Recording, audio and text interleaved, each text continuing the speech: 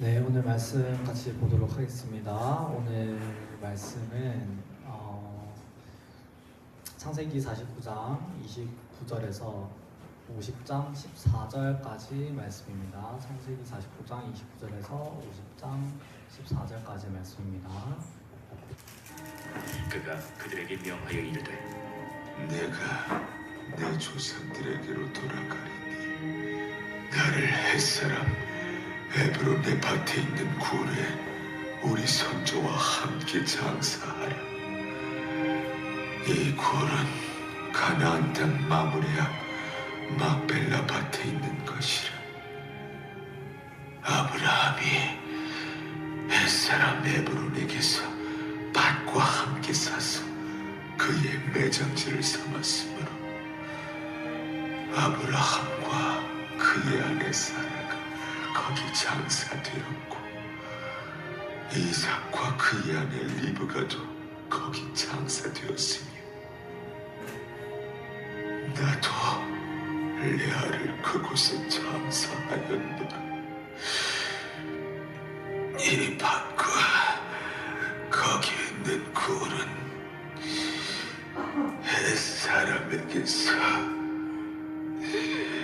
산 것이니라. 야곱이 아들에게 명하기를 마치고 그 발을 침상에 모으고 숨을 거두니 그의 백성에게로 돌아갔더라.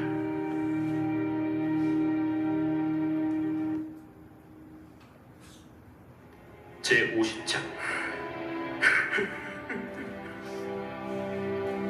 요셉이 그의 아버지 얼굴에 굽으려 울며 입맞추고 그 수종들은 의원에게 명하여 아버지의 몸을 향으로 처리하게 하매 의원이 이스라엘에게 그대로 하되 40일이 걸렸으니 향으로 처리하는 데는 이 날수가 걸림이며 애굽 사람들은 70일 동안 그를 위하여 곡하였더라.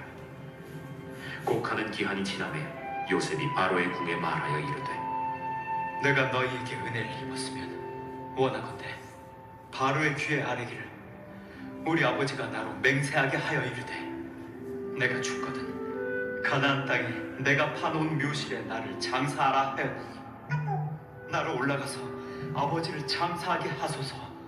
내가 다시 오리이다 하라. 바로가 이르되 그가 내게 시킨 맹세대로 올라가서 내 아버지를 장사하라. 요셉이 자기 아버지를 장사하러 올라가니 바로의 모든 신하와 바로 궁의 원로들과 애굽 땅의 모든 원로와 요셉의 온 집과 그의 형제들과 그의 아버지의 집이 그와 함께 올라가고 그들의 어린 아이들과 양떼와 소떼만 고센 땅에 남겼으며 병거와 기병이 요셉을 따라 올라가니 그때가 심히 컸더라. 그들이 요단강 건너편 아닷 타작마당에 이르러 거기서 크게 울고 애통하며 요셉이 아버지를 위하여 7일 동안 애곡하였더니 그 땅 거민 가나안 백성들이 아닷 마당의 애통을 보고 이르되 이는 애굽 사람의 큰 애통이라 하였으므로 그 땅 이름을 아벨 미스라임이라 하였으니 곧 요단강 건너편이더라. 야곱의 아들들이 아버지가 그들에게 명령한 대로 그를 위해 따라 행하여 그를 가나안 땅으로 메어다가 마므레 앞 막벨라 밭 굴에 장사하였으니 이는 아브라함이 헷 족속 에브론에게 밭과 함께 사서 매장지를 삼은 곳이더라. 요셉이 아버지를 장사한 후에 자기 형제와 호상꾼과 함께 애굽으로 돌아왔더라. 아멘. 아멘. 오늘 출애굽의 모형이라는 제목으로 목사님께서 말씀 전해주시겠습니다. 네, 일주일 동안 또 여러분들 각자 임무 수행하느라고 대단히 수고 많았습니다. 우리 좌우에 있는 전우들 바라보면서 우리 반갑게 샬롬으로 인사합시다. 샬롬, 샬롬. 네, 평안하세요 라는 뜻입니다. 네. 지금 예배 인원이 조금 늘은 것 같기도 하고 비슷한 것 같기도 하고 그러네요. 좀 더 우리가 힘을 내서 서로 좀 권면해야 될 것 같아요. 금년 들어서 예배 참석 인원이 좀 많이 줄고 있는 것 같습니다.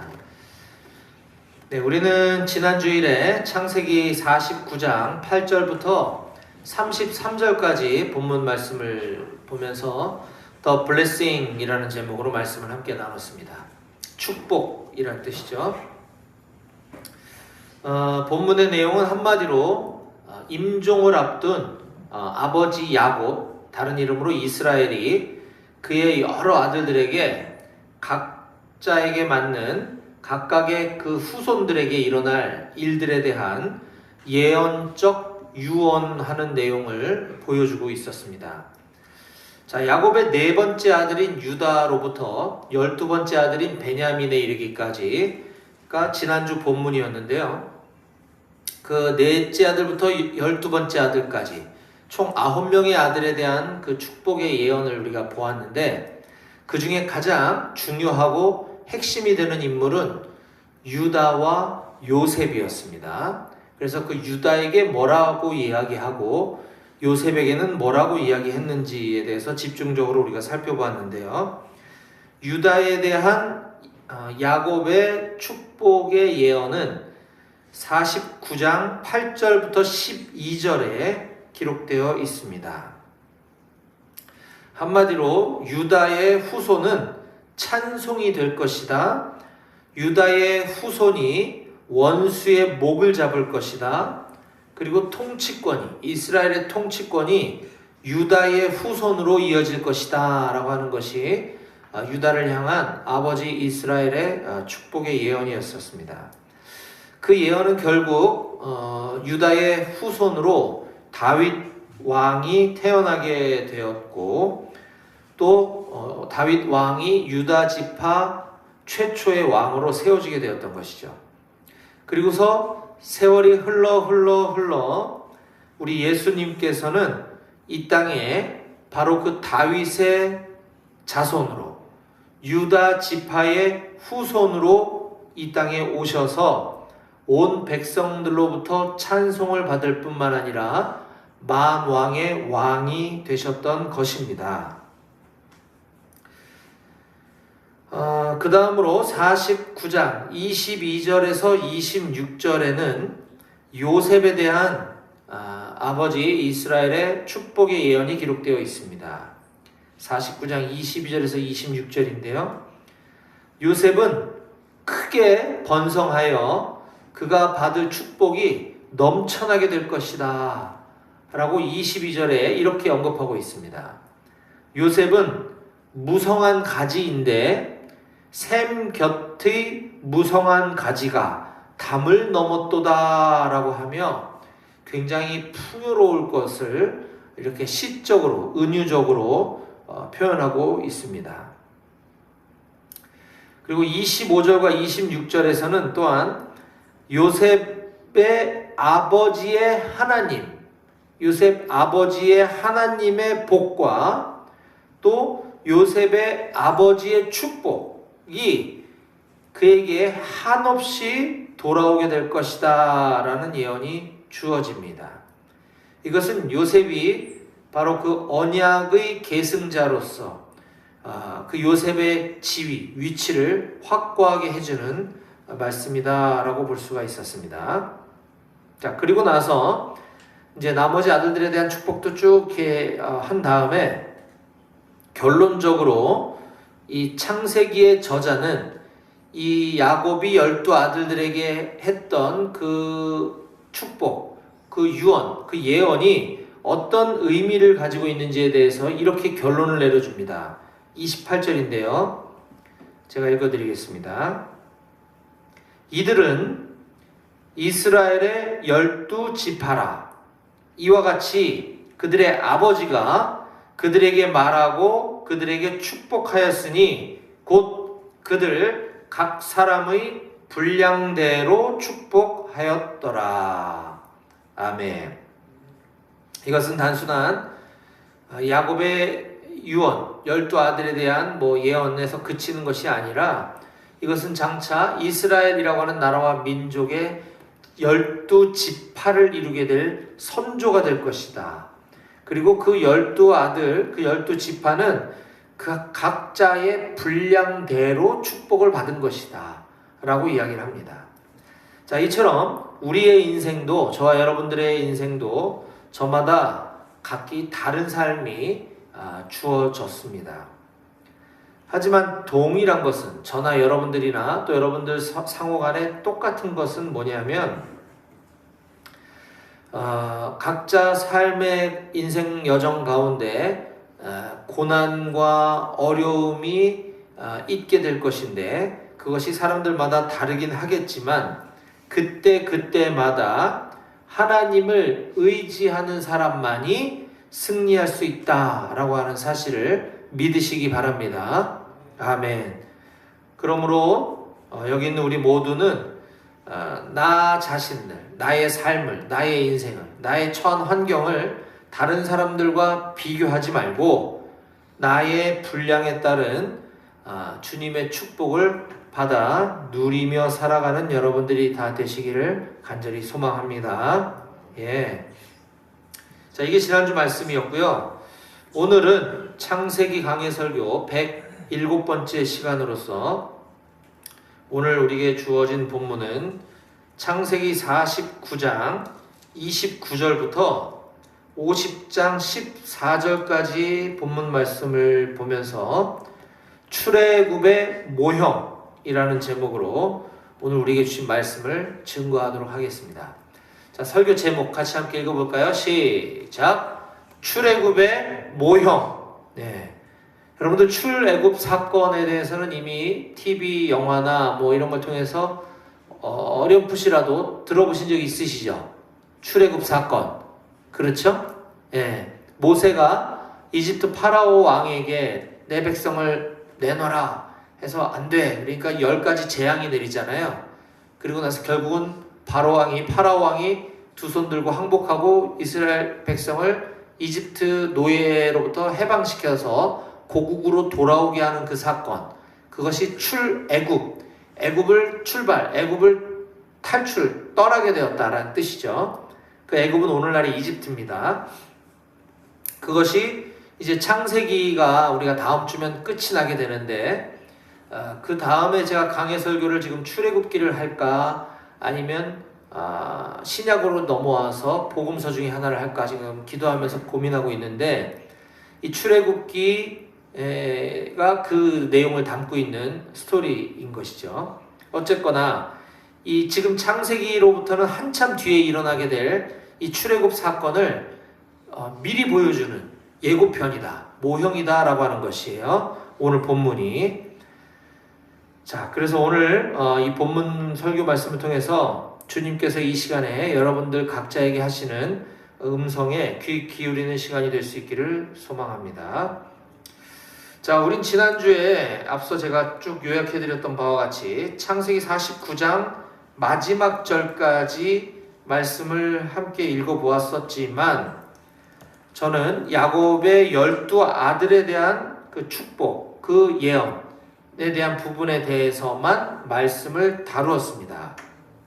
그런데 49장의 마지막에 해당하는 29절부터 33절까지는 야곱이 임종을 맞이하는, 그러니까 이 세상을 이제 떠나는, 눈을 감는 그 순간의 장면이 기록되어 있습니다. 자, 이건 지난주일에 제가 일부러 다루지 않은 이유는 오늘 창세기 50장 앞부분의 내용과 이것이 연결되어 있기 때문입니다. 자, 그럼 임종을 맞이하는 야곱의 그 마지막 장면을 함께 먼저 좀 살펴보겠습니다. 야곱은 그의 긴 인생 여정을 다음과 같은 말을 남기면서 이제 유명을 달리하게 됩니다. 자, 49장 29절부터 제가 읽어드리겠습니다. 그가 그들에게 명하여 이르되, 그는 누구고 그들은 누구죠? 그는 야곱, 이스라엘이고 그들은 아들들이겠죠. 자, 야곱이, 이스라엘이 그의 아들들에게 명하여 이르되, 내가 내 조상들에게로 돌아가리니 나를 헷사람 에브론의 밭에 있는 굴에 우리 선조와 함께 장사하라. 이 굴은 가나안 땅 마므레 앞 막벨라 밭에 있는 것이라. 내 할아버지 아브라함이 헷사람 에브론에게서 밭과 함께 사서 그의 할아버지의 매장지를 삼았으므로 할아버지 아브라함과 할머니 사라가 거기 장사되었고 내 아버지 이삭과 내 어머니 리브가도 거기 장사되었으며 나도 레아를 그곳에 내 아내 첫 번째 부인 레아를 그곳에 장사하였노라. 이 밭과 거기 있는 굴은 헷사람에게서 산 것이니라. 야곱이 아들에게 명하기를 마치고 그 발을 침상에 모으고 숨을 거두니 그의 백성에게로 돌아갔더라. 죽었단 얘기죠. 예. 이 야곱이 이제 임종 직전에 진짜 마지막으로 남겼던 말은 그의 아들들에게 내가 죽거든 어디다가 장사 지내라. 내 무덤을 어디다가 써라. 라고 자신의 매장지를 지정해 주는 것이었습니다. 그게 그렇게 중요한가? 라는 생각을 해보게 되죠. 저라면 제가 임종 직전에 마지막으로 남길 말이 나 죽으면 철원 무슨 산에 있는 어디다가 묻어라? 글쎄요. 그렇게 하진 않을 것 같은데 저는. 근데 왜 야곱은 이 얘기를 끝으로 숨을 거두었을까? 그것이 그만큼 중요했기 때문이겠죠. 자, 어디다가 매장지를 해라고 했느냐? 바로 헷사람 에브론의 밭, 즉 가나안 땅 마므레 앞 막벨라 밭에 있는 굴이라고 특정해주고 있습니다. 자, 여기는 그 야곱의 할아버지인 아브라함이 자기 자신을 비롯한 후손들을 거기 가족묘로 삼으려고 그 헷사람에게로부터 돈을 주고 매입한 땅입니다. 이거 거저주겠다고 한 걸 아니야, 돈 주고 사야 돼 라고 해서, 왜냐하면 거저받으면 이게 나중에 이거 빌려준 거야 할 수도 있고 찝찝하잖아요. 법적 문제로 갈 수도 있고. 이거는 임대해 준 거다. 그러니까 원소유주는 헷사람 내 거다 라고 주장할 수 있기 때문에 아브라함은 그걸 돈 주고 소유권을 이전받음으로써 완전히 내 것이 되게 되었던 거죠. 자, 그래서 이것이 의미하는 바는 지금 야곱의 몸은 비록 이방 땅, 이집트 땅에 와 있지만, 거기서 죽었지만, 야곱은 자신의 후손들에게 지금 너희가 살고 있는 그 땅, 이집트 땅에 그 국민이 되지 말고, 그 애굽의 일부가 되지 말고, 하나님께서 우리 조상 아브라함에게 약속해 주신 약속을 기억하여 그 약속의 땅 가나안으로 되돌아가야 한다 라고 하는 매우 중요한 메시지를 담고 있는 것입니다. 야곱은 당시 세계 최강대국인 애굽의 최고위층으로 누리며 살고 있었어요. 부유하고 안락한 삶을 그 땅에서 아들 요셉 덕분에, 요셉이 거기 총리였기 때문에 그 풍요를 누리며 살았음에도 불구하고 자기 자신을 비롯해서 자기 자녀들은 그 애굽 사람이 되지 말고, 애굽에 속하지 말고 하나님의 언약 백성으로서 약속의 땅으로 돌아가야 한다라고 하는 것을 가르치는 신앙을 지금 엿볼 수 있는 것입니다. 자, 마찬가지로 이 대목을 보면서 우리들도 비록 이 세상 속에서 우리는 살아가고 있지만 세상에 속하지 않은 그리스도인, 하늘나라의 백성으로서 살아가시기를 주님의 이름으로 축복합니다. 아멘. 네, 지금 제가 읽어드린 이 49장 후반부를 보면서 우리가 또한 반드시 기억해야 할 중요한 교훈이 있습니다. 자, 야곱이 자기 자신을 매장할 그 헤브론의 막벨라 굴은 그의 할아버지 아브라함이 구입했던 것이라고 제가 좀 전에 말씀드렸어요. 자, 그러면 지금 그곳에 이미 돌아가신 야곱의 가족들 중에 누가 거기에 매장되어 있는지에 대해서 31절에서 쭉 열거해주고 있습니다. 설명해주고 있습니다. 자, 31절 보니까 아브라함과 지금 말하고 있는 야곱의 입장에서는 자기 할아버지죠. 아브라함과 그의 아내 사라, 내 할머니가 거기 장사되었고, 이삭은 야곱의 아버지죠. 내 아버지 이삭과 내 어머니 리브가도 거기 장사되었으며, 네, 그렇겠죠. 당연히 할아버지 할머니, 아버지 어머니. 좋아요. 여기까지는. 자, 그런데 나도 레아를 그곳에 장사하였노라 라고 이야기합니다. 레아는 누구죠? 야곱의 첫 번째 부인이에요. 그러니까 레아가 죽었기 때문에 거기에 장사 지냈겠죠. 그런데 야곱에게는 4명의 부인이 있었습니다. 원래는 2명인데 이 둘이가 아들을 낳기 위한 경쟁을 막 벌이면서 자기 몸종, 여종까지도 남편에게 보내서 아들을 낳게 막 합니다. 그래서 결국은 부인이 4명이 됐지만 그 중에 야곱이 가장 사랑했던 여인은 라헬이었어요. 라헬. 그쵸?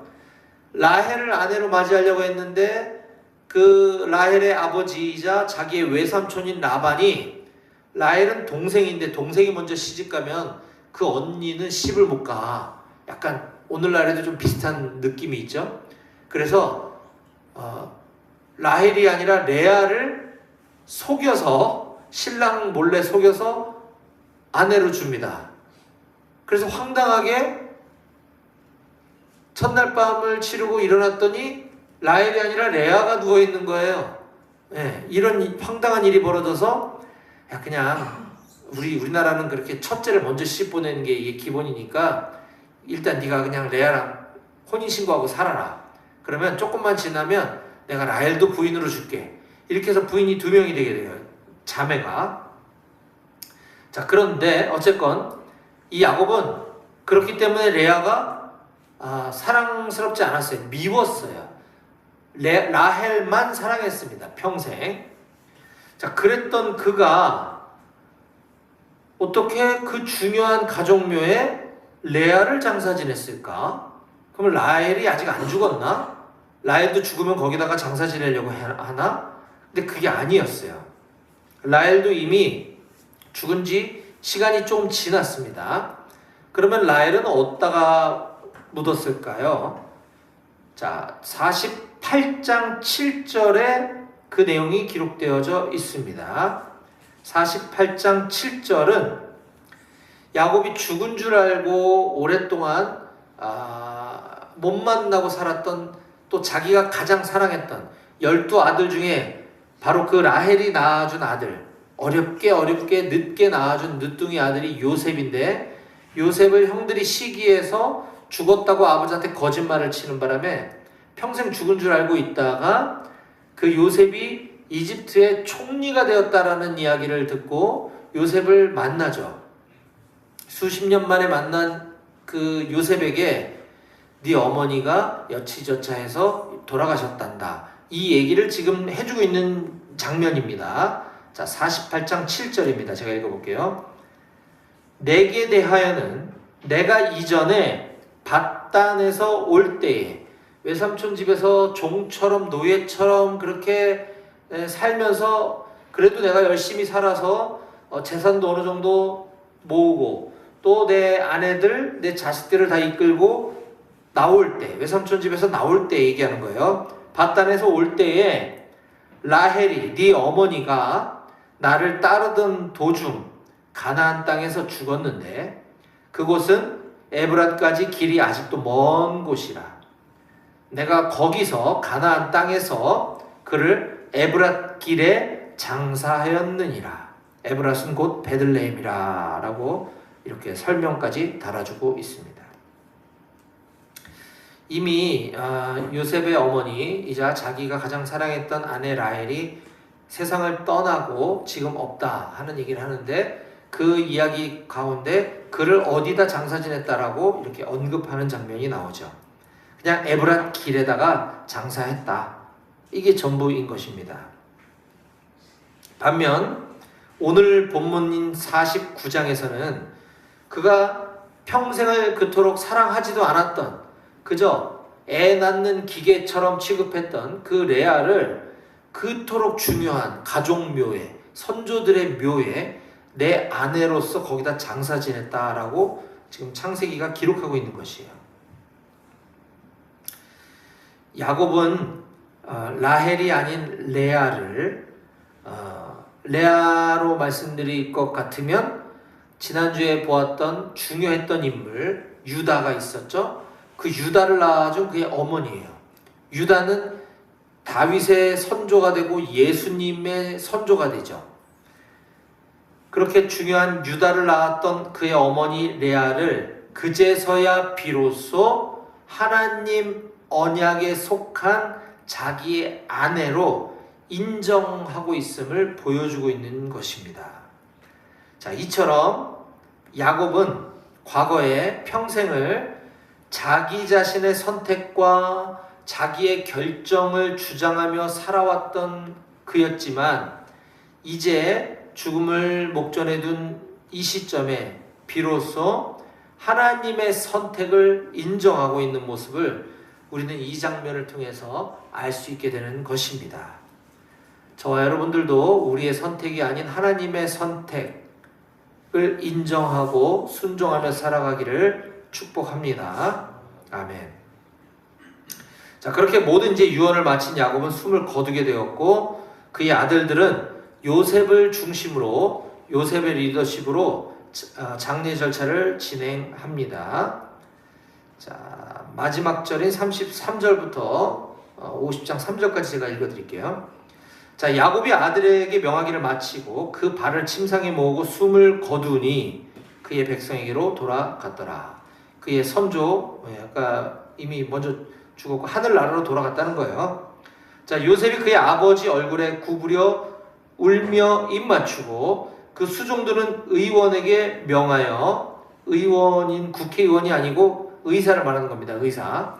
그 수종들은 의사에게 명하여 아버지의 몸을 향으로 처리하게 하매 의사가 이스라엘에게 아버지 야곱에게 그대로 하되 40일이 걸렸으니 향으로 처리하는 데는 이 날수가 걸림이며 애굽의 사람들은 70일 동안 그를 위하여 곡하였더라. 자, 2절과 3절은 요셉이 아버지 야곱의 시신을 향으로 처리하게 했다라고 기록하고 있습니다. 그 기간이 무려 40일이나 걸렸다고 해요. 이게 뭐냐면 그 유명한 이집트에 사람이 죽으면 어떤 거를 하는 제도가 있었죠? 미라. 그렇죠. 미라를 만드는 거예요, 지금. 미라 제작 기술이 성경에도 이렇게 기록되어 있는 겁니다. 예, 야곱의 시신을 미라로 만드는 데는 무려 40일이라는 시간이 필요했다라고 해요. 자, 그렇게 해야지만 후에 한참 세월이 지난 뒤에 이게 야곱이 죽고 얼마 안 지나서 바로 시신을 가지고 이렇게 온 게 아니라 어느 정도 시간이 걸렸기 때문에 그런 어떤 방부제 같은 이 미라를 만드는 것이 필요했다라는 거죠. 자, 이와 같이 시신을 향으로 처리하는 것, 미라를 만드는 것은 높은 신분에 있는 사람들에게만 해당되는 특권이었습니다. 그리고 또한 3절에 보니까 야곱의 죽음을 슬퍼하기 위해 애굽 국민들, 이집트 국민들이 70일 동안 애도 기간을 가졌다라고 기록하고 있습니다. 국가 애도 기간, 우리도 가끔 이 불행한 참사가 있으면 국가 애도 기간을 지정하잖아요. 근데 70일이라는 거는 상당히 긴 기간입니다. 그렇죠? 이거는 당시 애굽 왕이, 이집트 왕이 죽었을 때 하는 국가 애도 기간이 70일이었다 그래요. 그러니까 굉장히 중요하게 이 사건을 다루고 있음을 볼 수가 있는 거죠. 자, 4절과 5절은 이제 그 70일 동안의 국가 애도 기간이 모두 끝나자 총리 요셉은 파라오 왕에게 가서 아버지 시신을 이제 가나안으로 가지고 가겠다. 그래서 아버지 시신을 가나안 땅에다가 장사 지내고 다시 되돌아올 테니 허락해 주십시오라고 청원 휴가를 요청합니다. 요셉은 애굽의 국무총리예요. 국가를 경영하는 최고 지도자인 거예요. 자, 그런데 그가 아버지가 돌아가시자 아버지 시신을 미라로 만드는데 40일, 그리고 국가 전체가 애도 기간을 갖는데 70일, 총 110일, 1년의 3분의 1을 아무것도 안 하고 그렇게 보내게 되었던 거죠. 1년 중에 3분의 1을 국정을 돌볼 수가 없었어요. 자, 이제 아버지의 유언을 들어드리기 위해서는 또 가나안 땅으로 갔다 오는데 시간이 또 한참 걸릴 겁니다. 이게 진짜인데, 이게 아버지 유언인데 아직 시작도 안 한 거예요. 준비 기간만 110일, 1년에 3분의 1이 지나간 거죠. 근데 이제 또 가나안 땅 갔다 오겠다고 왕에게 허락을 받아야 되는데, 여러분들이 요셉이라면 어떨 것 같습니까? 눈치 보이지 않을까요? 그렇잖아요? 네. 이게 휴가 낸다고 하기가 굉장히 껄끄러운 지금 상황입니다. 아버지의 유언은 그건 개인적인 일이지 이집트 총리하고 무슨 상관이 있어요? 그렇잖아요? 그래서 엄청 망설이던 이 요셉은 아마 이건 제 상상입니다. 바로왕이 지금 어떤 상태인지, 심기가 불편한 건 없는지, 누가 우리 왕을 열받게 하는 일은 없는지 아마 당번실에 비서실에다가 확인도 해보고 바로왕 지금 기분 어떠시냐 하고서 어렵게 그 타이밍을 노려서 청원휴가를 내지 않았을까 싶어요. 아버지의 유언은 곧 하나님의 말씀이었고, 또 그것이 그렇게 하는 것이 하나님의 계획을 이루는 것이라는 걸 요셉은 너무나 잘 알았기에 어떻게 해서든 그 하나님 말씀을 지키기 위해 그는 최선의 노력을 다했다. 어렵고 힘든 상황이었지만 최선의 노력을 다했다라는 것을 우리는 충분히 상상해 볼 수가 있습니다. 자, 드디어 이제 바로왕의 허락이 떨어졌습니다. 휴가 결제가 났네요. 6절, 50장 6절. 바로가 이르되 그가 네게 시킨 대로 맹세대로 올라가서 내 아버지를 장사하라 라고 허락을 합니다. 자, 그리고 7절부터 9절까지는 요셉과 그의 형제들이 온 집안이 다 아버지를 장사하러 가나안으로 출발한 장면이 나와요. 그런데 심지어 바로왕의 휘하에 있는 고위 공무원들, 그리고 국가 원로 지도자들까지도 모두 다 요셉을 따라 가나안으로 보냅니다. 가나안으로 출발을 하죠. 군대도 같이 따라갑니다. 10절에 요셉 총리는 7일간의 청원휴가 기간 동안 아버지 유언을 이루어드리기 위해 가나안에 가서 모든 장례 절차를 마치고 7일간의 휴가를 끝내고 이제 휴가 복귀했다 하는 내용들이 쭉 기록되어져 있습니다. 자, 12절과 13절입니다. 야곱의 아들들이 아버지가 그들에게 명령한 대로 그를 위해 따라 행하여 그를 가나안 땅으로 메어다가 운구해다가 마므레 앞 막벨라 밭 굴에 장사하였으니 이는 아브라함이 해쪽 속 앞 에브론에게 밭과 함께 사서 매장지를 삼은 곳이더라. 그렇게 유언을 들어드렸다. 그렇게 끝나고 있는 것이죠. 그리고 나서 오늘 본문 마지막 절인 14절에서는 이제 모든 절차를 다 마치고 휴가 복귀하면서 총리 공간으로 돌아왔다 라고 하는 소식을 전해주면서 오늘 성경의 본문이 마무리되고 있습니다. 자, 우리는 오늘 출애굽의 모형이라는 제목으로 말씀을 함께 나눈다고 했는데요. 오늘 본문에 이렇게 죽은 야곱의 장례 절차가 다 끝난 이후로부터 400년이 지난 뒤에서야 이스라엘 민족은 출애굽 사건, 아까 제가 소개했던 그 출애굽 사건이 일어나게 됩니다. 지금 창세기 50장으로부터 400년이나 시간이 흐른 뒤에 그 일이 일어나게 되는 거예요.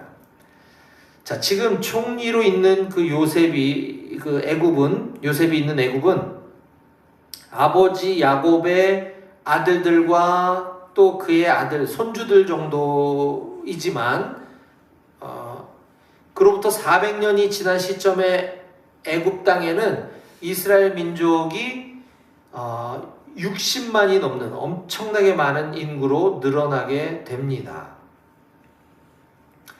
요셉 400년이라는 시간은 이제 다음 주에 보겠지만 요셉도 곧 죽어요. 그리고 많은 세대가 교체가 되었겠죠.